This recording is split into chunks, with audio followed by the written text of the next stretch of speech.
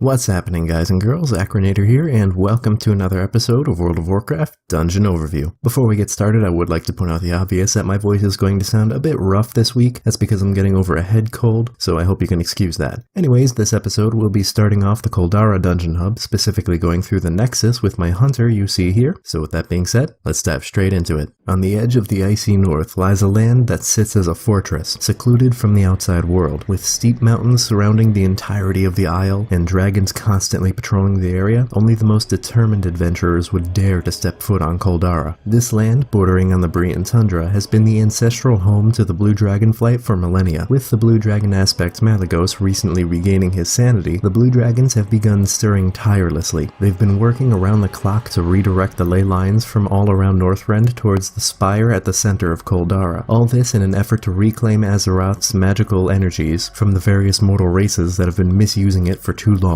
The Acrinator have recruited us adventurers to work alongside the Red Dragon flight in order to deal with Malygos and his devout underlings, all the while freeing the world's magic to be used once again. The Nexus is a level 71 to 73 dungeon with level 80 heroic mode located in Coldarra, which is found off the northwestern portion of the Brian tundra. There are quite a few blue dragons stationed around Coldarra, as well as level 80 elite Nexus watchers patrolling the skies, so I'd suggest being extra cautious when approaching the dungeon hub. Luckily, the entrance itself is relatively easy to find, since you just need to head to the giant spire in the middle of the zone and look for the cracks on the ground leading up to said spire. For the Nexus, you'll want to go down to the crack just in front of you and go straight into the opening, which will be right next to the dungeon meeting stone. From there, just walk straight ahead, going down the small ramp and into the dungeon portal at its absolute lowest elevation within the spire.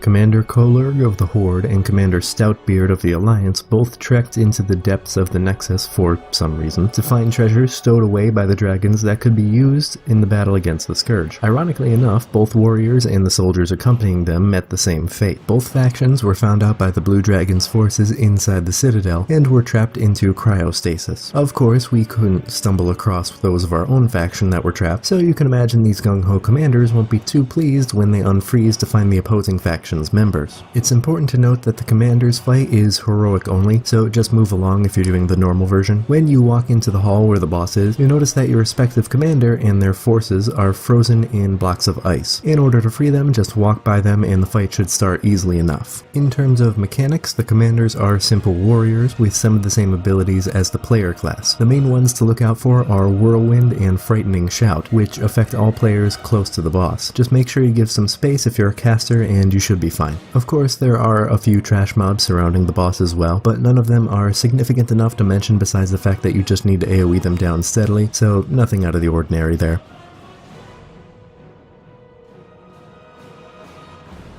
Celestra is one of the very few among Malygos' forces that is not of his own brood. Specifically, this mage is a high elf. Yes, that's correct. She's not a blood elf. Look at her eyes, they're blue, not green. It appears as though a select few mortal mages had earned the respect of the blue dragon aspect enough for him to attempt to recruit them in order to bring the world of magic into a more balanced state. Being that Celestra was once Prince Kael'thas Sunstrider's personal teacher, it's not all too surprising that she would be contacted by the aspect of magic. What forced her hand is when Dalaran imprisoned those who followed Kael'thas into Outland for meddling with the unstable energies of Netherstorm, as well as assisting the Legion in the Sunwell Plateau. She did not agree with her prince's decisions, but she found that the Acrinator were too heavy-handed in their ploy to mete out justice, and so she joined Malygos' forces as an instructor to his mage hunters. Celestra is actually a decently complicated fight, given that her abilities force you to play in certain ways. The first thing is that her Firebomb ability hits the targeted player and those right next to the target, so spread out a bit if you don't want to take unnecessary damage. Casters will also want to give some space between themselves and the boss, since her Ice Nova ability freezes everyone in melee range. This is an instacast, so you'll have to be extra careful if you're forced into melee range. The last part of this first phase is that Celestra will target a random player and fling them around the room for a bit. The targeted player takes a good amount of damage and can't use abilities that are castable, so if you're the healer, you want to prioritize said player, and if you're the target, use any instacast abilities you have so you don't fall behind on damage. Once the boss reaches half health, she splits into 3 versions of herself, each embodying the 3 main forms of mage magics. You'll want to focus down the arcane version first, since she polymorphs and slows you. Next, focus the frost one because it casts blizzard, and lastly the fire one because it doesn't do much besides the standard fire damage.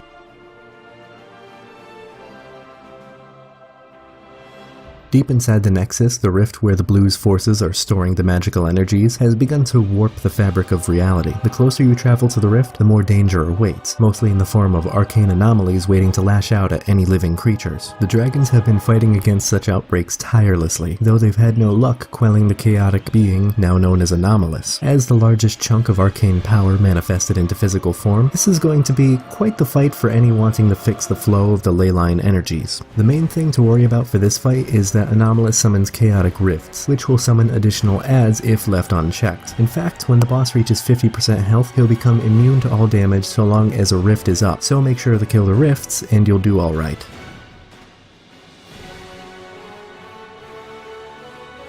Ormaracas is a crystalline giant who has been transformed by the arcane energies that now flow throughout the Nexus. He and the rest of the natural guardians of the gardens in which they dwell have now become enlightened in a sense, and wish to learn as much as they can with their newfound power. Of course, Ormaracas' more primal instincts have remained intact, which is bad news for any trying to disturb his sessions of deep thought. It's important to note that the little trash mobs leading up to Ormaracas will constantly respawn, so move through the Singing Grove quickly to not have to deal with that. My advice would be just to kite as much as possible until you're right up near the boss. Just be careful not to kite the boss along with everything else. For the fight itself, Ormaracas can put up a spell reflective shield that reflects the next 4 spells cast on him. The shield does wear off after a bit, so you can either wait it out for about 10 seconds or hit the boss with 4 weak spells to continue attacking more quickly. Casters should also keep their distance since the boss has a trample AoE ability that could damage them if they're not careful. Crystal spikes will jut out of the ground in distinct patterns, so try your best to avoid them so you don't take any damage and get knocked into the air. The boss will summon trash mobs to aid him throughout the fight, and these root players for 2 seconds. Best to kill these as quickly as possible so you don't lose your mobility.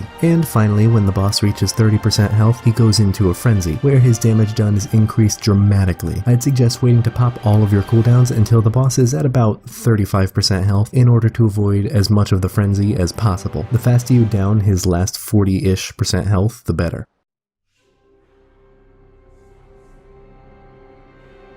If you watched the old Paradoxical Ramblings episode I did about stoicism in heroes, you'll likely remember Carrie Strazza's backstory. But for those who don't, Carrie Strazza is one of Alex Strazza's daughters. She has been helping the Kirin Tor in their fight against the Blue Dragons, and became caught up near the end of the Coldarra quest chain. After killing Malygos' last consort, the Blue Aspect himself swoops down and snatches up Carrie Strazza. We don't see her again until we enter the Nexus, where our scouts relay to us the horrifying state of affairs. As revenge for killing his one and only way to reproduce, Malygos has branded Carrie Strazza's body with magical scars and twisted her mind with overwhelming magical powers. While she is not completely devoted to the aspect of magic, it is uncertain whether Carrie Strazza will be able to snap out of her daze when we break her out of her stasis. To start the boss encounter, just walk into the room where Carrie Strazza is standing and click on the 3 orbs surrounding her at the edges of the area. After the last orb is clicked, she'll become attackable. The biggest thing about this fight is actually one of the cooler mechanics I've ever seen in a dungeon like this. And no, I didn't intend for that to be a pun, it just kind of worked out that way. The ability is called Intense Cold and it stacks up to 9 times. It deals damage every second that you stand still, ramping up the longer you stand. As long as you're moving, you won't receive stacks, and you'll take away any stacks that you have.